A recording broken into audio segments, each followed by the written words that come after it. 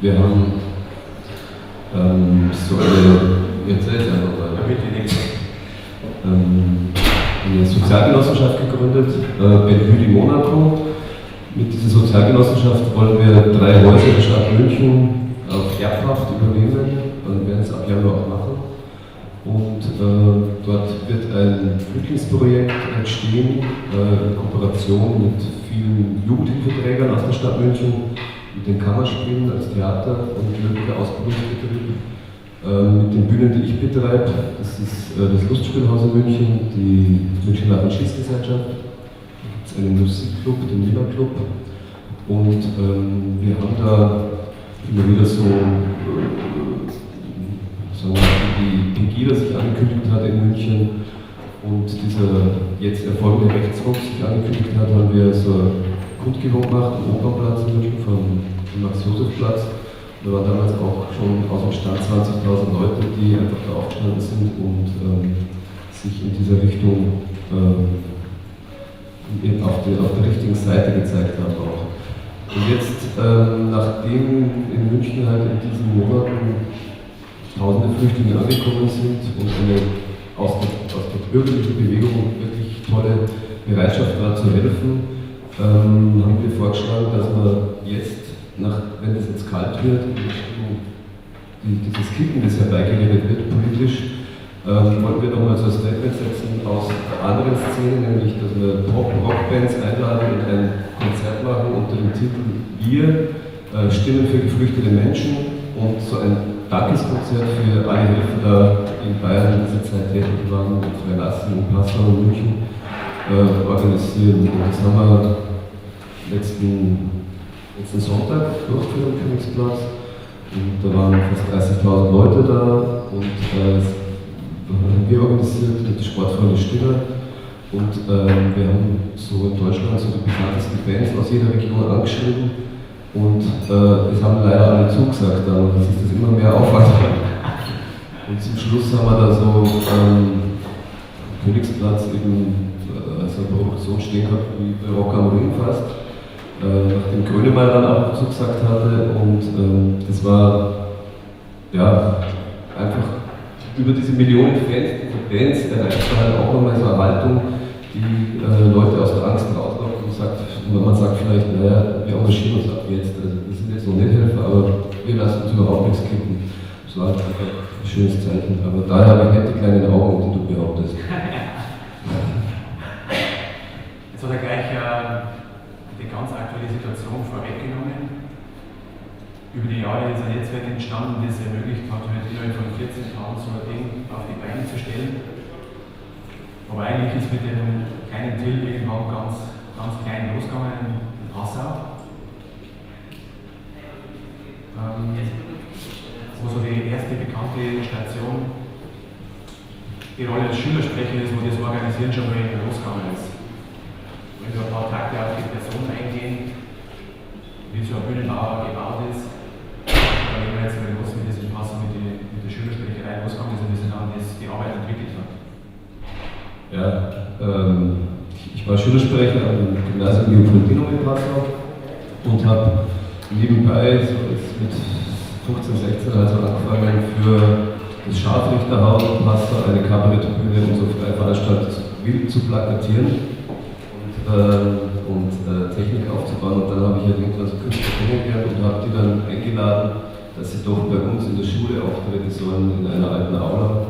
Und da war ich noch Schüler dort und es war dann auch ein schönes Nebeneinkommen natürlich, wenn man als Schulveranstaltung Konzerte und Kabarettveranstaltungen dort macht. Und damals war es noch so, da hat man noch so Matrizen ausdruckt. Und dann habe ich da so draufgeschrieben, das Gymnasium Leopoldinum lädt ein und ich reserviere, ich bin der Vater von so und so, Klasse so und so, 3 Karten für diese Veranstaltung. Also das ist bei den Eltern so daherkommen, wir offizielle Veranstaltungen, da müssen wir uns blicken lassen. Und da war die erste Veranstaltung, halt, die haben wir gleich in die Turnhalle verlegen müssen, weil 500 Eltern glaubt haben, sie müssen da teilnehmen. Und das hat halt auch so Leben in die Schule dann gebracht, weil dann noch andere Leute gegangen sind, war Diskussion, Kabarett in der Schule, kann das sein? Also damals war das tatsächlich Thema. Ja, so ist es losgegangen, dass wir halt so Veranstaltungen durchgeführt haben. Dann ist irgendwann der Bruno Jonas ins Spiel gekommen, der bei der Abschlussveranstaltung auch war, und dann ist eigentlich die Reise losgegangen. Ja, also ich habe dann Ziviles gemacht und so einen Klinikummenpasser, und Bruno Jonas ist auf Tournee gegangen und hat jemanden gebraucht, der da mitfährt, der das Bühnen mit aufbaut und Technik macht, und dann habe ich irgendwann halt die Termine für ihn gebucht, und im Zug dessen ist irgendwann auch in München in der Zeit das Lustspielhaus kurz vorm Zusperren, und das habe ich dann 96 übernommen. Lustspielhaus in München ist für die Berliner vielleicht die bekannteste Institution in dem Bereich. Was hier so die Wühlmäuse sind vielleicht so das Bühne. Nur schöner. Ohne Dieter Hallervorden. Nach der ersten Institution ist dann auch die zweite gekommen.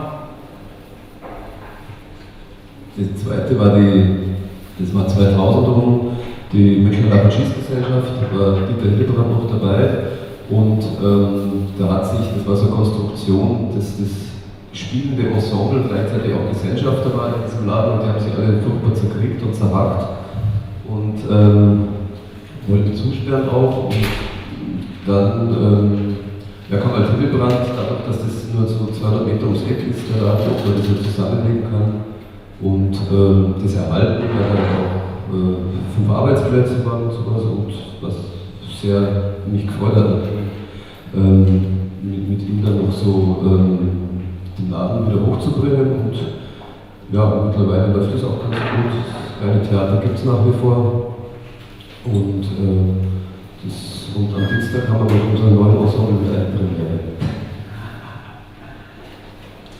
Hört sich jetzt eben ganz einfach an, aber es hat ja Gründe, warum sie die jetzt gekriegt haben. Und das ist nicht das Allereinfachste, zwei so Institutionen zu übernehmen und aufzusetzen. Du hast wahrscheinlich einen langen Businessplan geschrieben und genau. moderiert die Also beim Lustspielhaus war das so, ich war mit Bruno Jonas in Penzberg bei einer Veranstaltung, und dann haben wir abgebaut, und dann haben wir gesagt, fahren wir noch ins Lustspielhaus auf ein Bier. Und dann ist der ehemalige Betreiber da gesessen, und dann hat er gesagt, dass er aufhören will und dass das nicht hinhaut hier. Und da war ein Gastspiel 6 Wochen lang, Die Schöne in der Nacht, eine ganz furchtbare Operette, und keine Sau kommen. Und das war zu einem Zeitpunkt, also das war gerade nach der Zivilzeit, wo ich mich mit meinem damaligen Mitbewohner darauf verabredet habe, ich werde auch wie er Krankengymnast.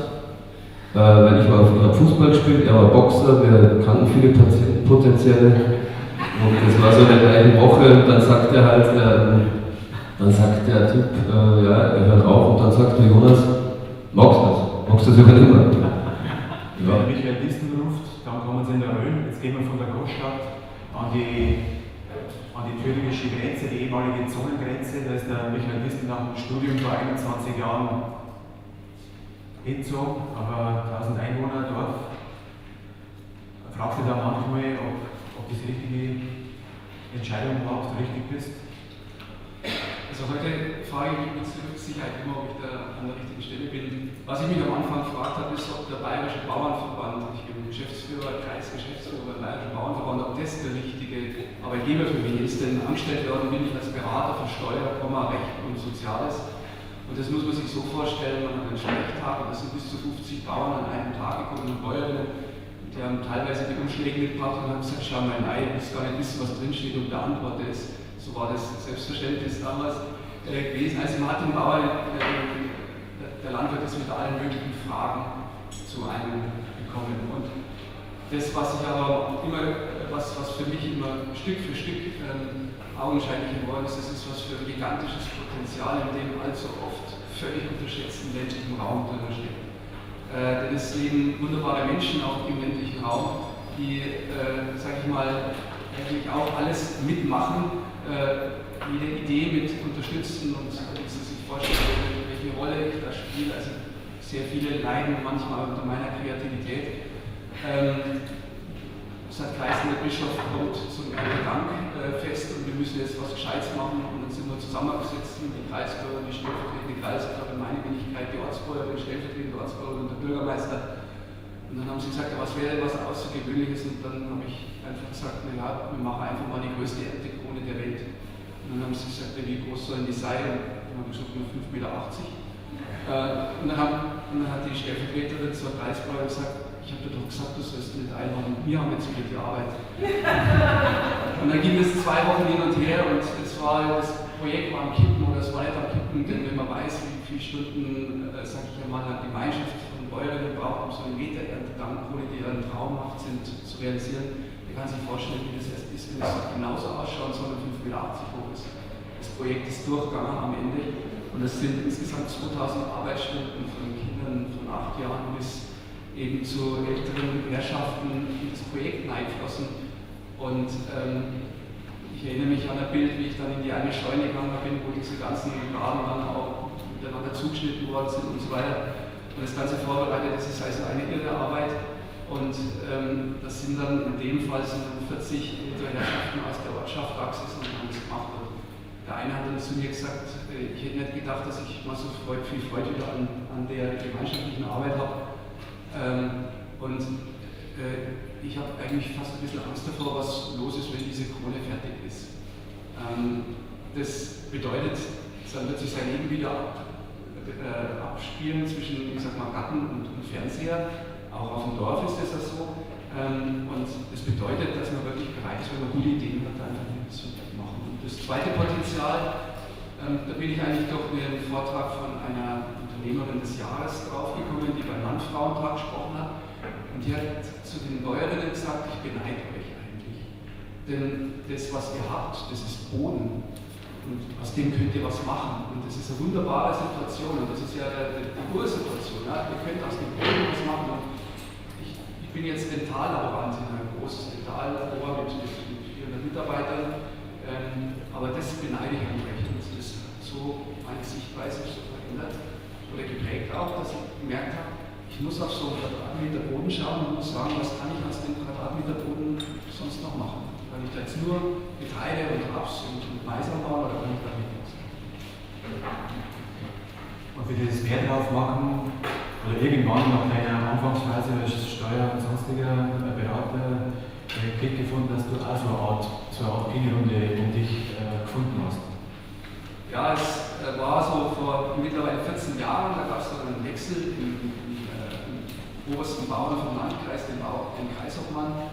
Und da ist dann der Matthias Klöffel, das ist so mein Counterpart gekommen. Und ich sage immer so, das, was ich im Kopf vielleicht entwickeln kann, ich brauche meine Leute, um das an Dinge umzusetzen. Also ich bin kein Einzelgänger, ich bin auch kein Einzelspieler, sondern ich bin jemand, der den Mut bekommt durch die anderen. Dass die sagen, hey Mikkel, das ist eine super Idee, das setzen wir miteinander um, da machen wir was draus.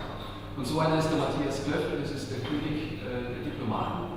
Das heißt, wenn ein Bauer mal mit dem wirklich nicht mehr reden kann, der Matthias schafft es, dass er mit dem Bauern redet, um ihn zu überzeugen. Und das ist einfach zwischenzeitlich eine wunderbare Freundschaft geworden. Und wir sind dann diejenigen, so Stück für Stück die Projekte auflegen. Und auch, wenn ich das nur sagen darf an der Stelle, uns die Ziele gesetzt haben. Also wie der Anfang war als Kreisobmann, haben wir gesagt, unser Ziel ist es jetzt nicht, wir wollen jetzt keine große Agrarpolitik drehen, weil das dreht sich nicht von Röhm-Krafeld aus. Das dreht sich von wo ganz anders aus. Sondern wir wollen versuchen, den Menschen ihr Potenzial nahezubringen, was in ihnen steckt. Und wir wollen versuchen, mit ihnen Projekte umzusetzen. Und da haben wir uns auch nicht eingeschränkt Richtung Landwirtschaft, sondern wir haben gesagt, wir möchten Richtung die dörfliche Entwicklung, Richtung die Landwirtschaft und auch vor allem Richtung erneuerbare Energien, die zwar auf dem Land stattfinden, aber ganz andere Pläne, große Mühle versuchen zu drehen und das große Rad zu drehen und das Big Business versuchen auf dem Land zu sichern. Und da haben wir gesagt, da müssen wir uns jetzt schützen, vor das Land schmeißen, bildlich 10 drüberlegen und müssen alles dafür tun, damit die Menschen vor Ort dieses Geschäft machen, wenn es denn ein Geschäft werden soll. Und dass die Menschen vor Ort draufkommen, was man also gleich mit noch machen kann.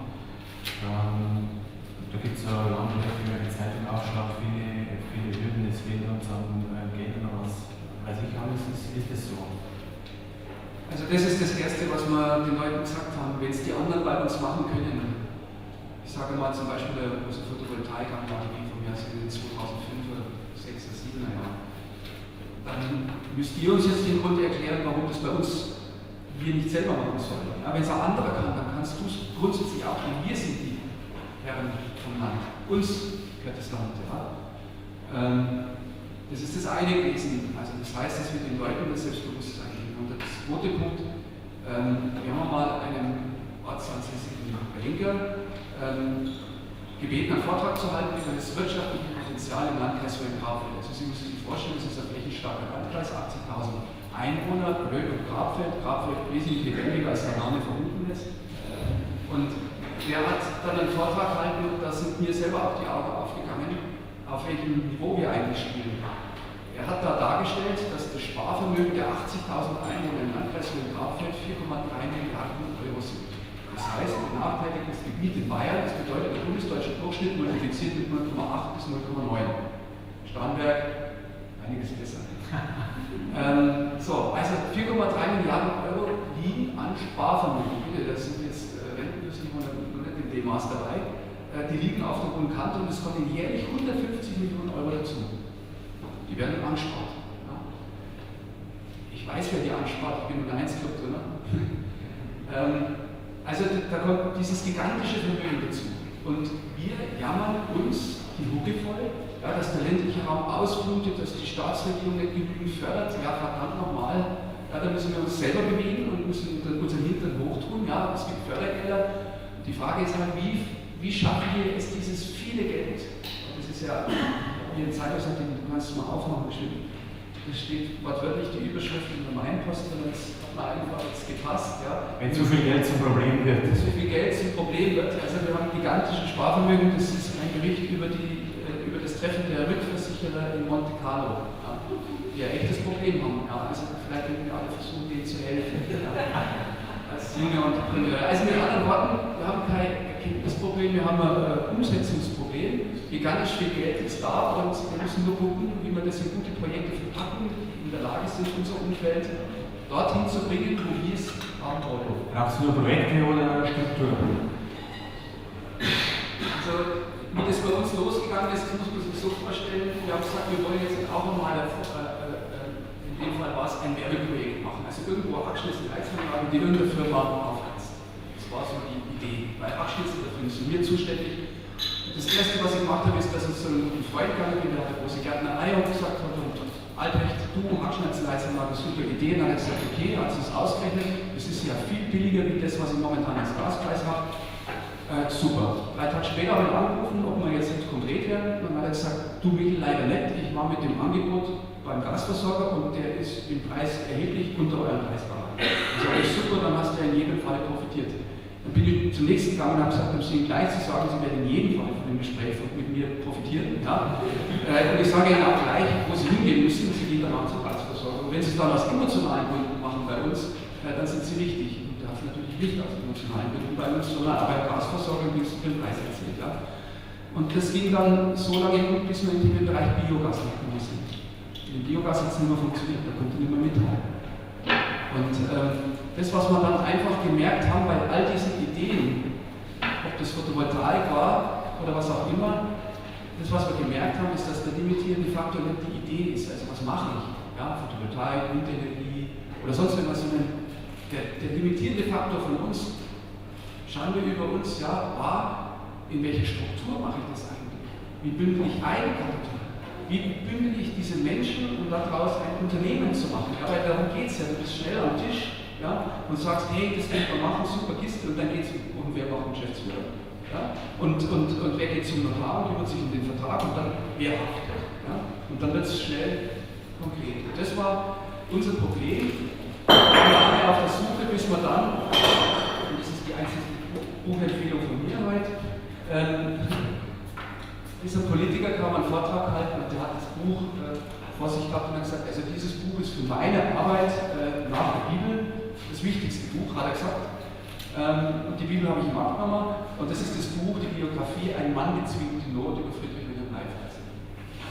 Ein Mann bezwingt die Not eine Biografie, im Roman vorgeschrieben, ist alles drin, Liebe, Tod, Leidenschaft, Niederlagen, Siege, also alles, was zum guten Roman nach Feierabend gehört.